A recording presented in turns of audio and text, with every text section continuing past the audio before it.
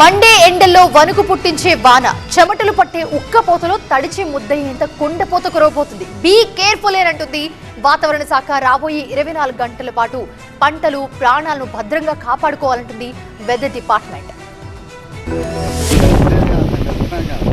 ఏపీలో 9 జిల్లాలకు red alert ప్రకటించింది వాతావరణ శాఖ. శ్రీకాకుళం, పార్వతీపురం మన్యం, విజయనగరం, అల్లూరి సీతారామరాజు, తూర్పుగోదావరి, పశ్చిమ గోదావరి, ఏలూరు, ఎన్టీఆర్, కృష్ణా జిల్లాకు రెడ్ అలర్ట్ జారీ చేసింది.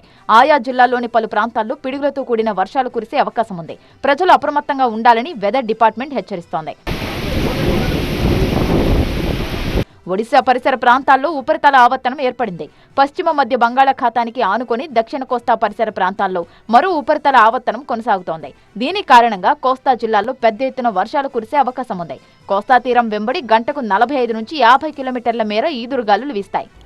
ముఖ్యంగా కోస్తా జిల్లాలైన శ్రీకాకుళం, పార్వతీపురం మన్యం, అనకాపల్లి, కాకినాడ, యానాం, కోనసీమ, అల్లూరి సీతారామరాజు, తూర్పుగోదావరి, ఏలూరు జిల్లాల్లోని 1-2 చోట్ల రాబోయే 24 గంటల్లో 1-2 చోట్ల భారీ వర్షపాతం నమోదయ్యే అవకాశం ఉన్నది. ఇవంతా కూడా సంవహన వర్షపాతాలు కాబట్టి దానికి తగ్గట్టుగా ప్రజలు జాగ్రత్తలు తీసుకోవాలి.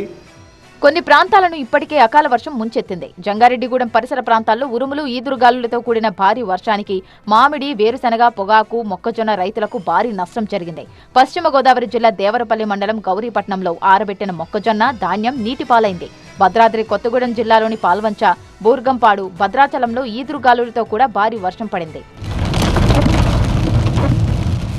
మార్కాపురం జిల్లా పుల్లల చెరువులో పిడుగుపాటు కారణంగా 2 మృతి చెందగా 4 తీవ్రంగా గాయపడ్డారు. గాయపడిన వారిని ఎర్రగొండపాలెం ప్రభుత్వ ఆసుపత్రికి తరలించారు. ఇక గుడివాడలో ఉరుములు, మెరుపులతో కూడిన వర్షం కారణంగా ప్రజలు ఇబ్బందులు పడ్డారు.